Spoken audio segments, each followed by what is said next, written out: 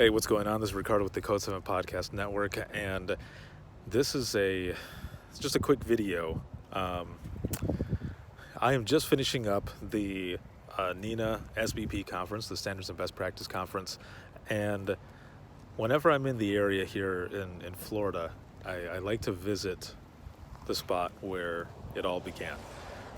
If you've heard my keynote presentation before, or episode 1, of course, you know that this is where I got my start here in Frostproof, Florida.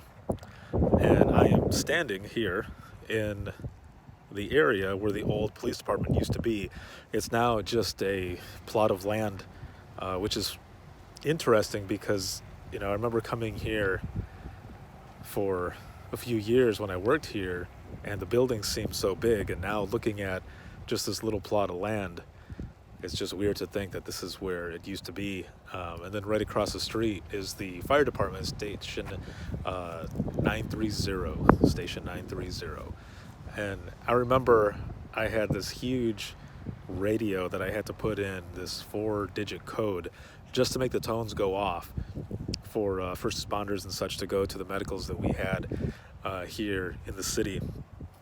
And one of the things that I remember vividly was my last day, actually my last day off training, my first day by myself, and the chief of police, Chief Bird, he was getting ready to leave, and he kept asking me, you think you got it? You think you're going to be good? And I said, yeah, I'm pretty sure I've got this. This will work out. Don't worry about it. I've got this. And as we said our goodbyes and he was getting ready to leave, we hear this car screech up. And it was right here, just right here in this spot where cars would pull up and the front entrance here to go in. And we hear a woman screaming. And I'll never forget the sound of her screaming and yelling. And she kept saying, I found him. I found him. And the chief turns around and, asks her, what's going on? What do you mean you found him? What's going on? What's going on? And she had found her husband. He had hung himself. And, I remember thinking at that time that my first real 911 call was going to be on the phone, but it was right here, right in front of my face, in my face.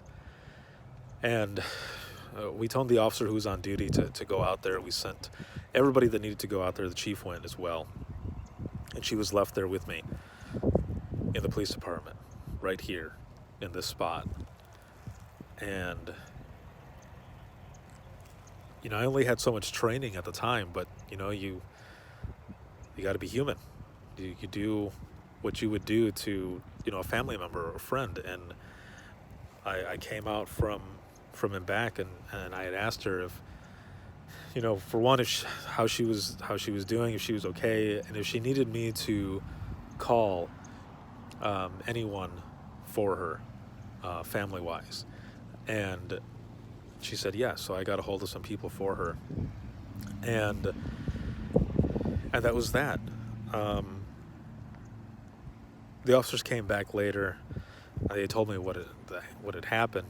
The story, the rest of the story was, they were separated, and she had been thinking about whether to make it work, to continue their marriage, and she decided yes, that she wanted to. So she went to the house to tell him that she wanted to make it work, that she wanted to be with him, and she found him. And when the officers got back, I knew what had happened. I had that closure there, but there was still something, I don't know, I wanted to know more. And they had the note. And I kept trying to take a look at it, and they asked me, they said, do you want to read it? And I said yes. I wanted to read it because I felt like I needed to know. And basically what it said was that he loved her very much, and that he couldn't live without her or the rest of their family, and that he just wished that they could have made it work. And to this day, and every time I tell this story, and I swear I come back, because just across the road from here is where this all happened.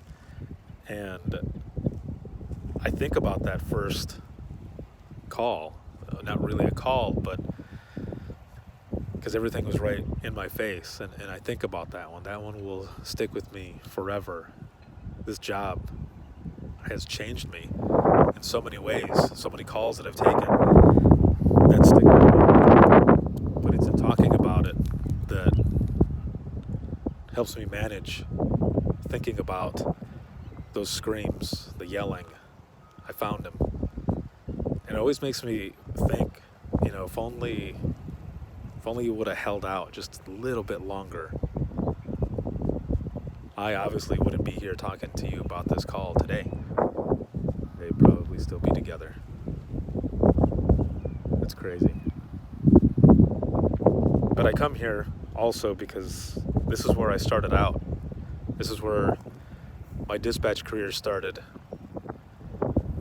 I had no idea that my start here in this little police department, Frostproof PD in Frostproof, Florida, that would take me to where I am today, working as an industry partner, doing the podcast, the I Am 911 movement. Everything that has happened, it all started right here. My love for 911 started here. It's been an amazing experience. I don't know why. I just wanted to share this with you all. Have a good one.